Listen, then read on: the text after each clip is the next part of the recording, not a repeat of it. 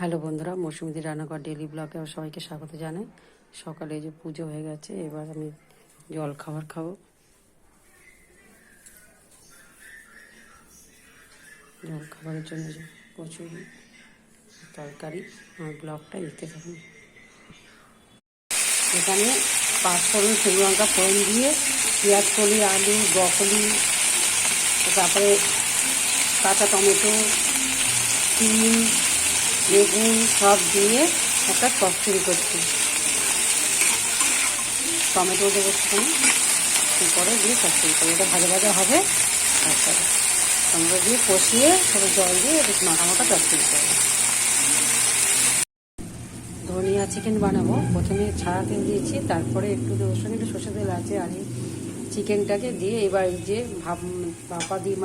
চাপা দিয়ে এটাকে সেদ্ধ করে তারপরে একটু ভাজা ভাজা করতে হবে। আর ধনে পাতাকে বেটেছি মিক্সিতে, ধনে পাতা, কাঁচা লঙ্কা, রসুন, আর এটা দিয়ে পরে লাস্টে ভাজা ভাজা হয়ে গেলে ওটাকে দিয়ে করব মাখা। আর লেবু আর বাটার দিয়ে মাখিয়ে লাস্টে নামিয়ে নেবো। ব্লগটা দেখতে থাকুন বন্ধুরা। এখানে নুন দিয়েছি আর সামান্য একটু হলুদ দিয়েছি, কারণ মাংসে একটু হলুদ দেওয়া ভালো, তো সেই জন্য দিয়েছি। আর এই ধনে পাতা, কাঁচা লঙ্কা, রসুন সব বাটাটা এবার এর মধ্যে দিয়ে দেবো। আমি চিকেনটা তো দেখছেন ভাজা ভাজা মতন হয়ে গেছে। এটা দিয়ে মাংসটা কষানো।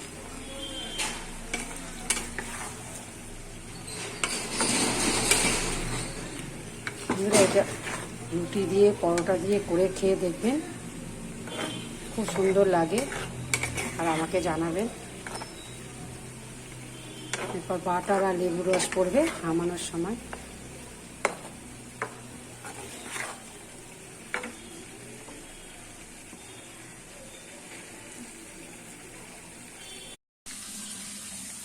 তারপরে মাংস আর ধনিয়া চিকেন রেডি।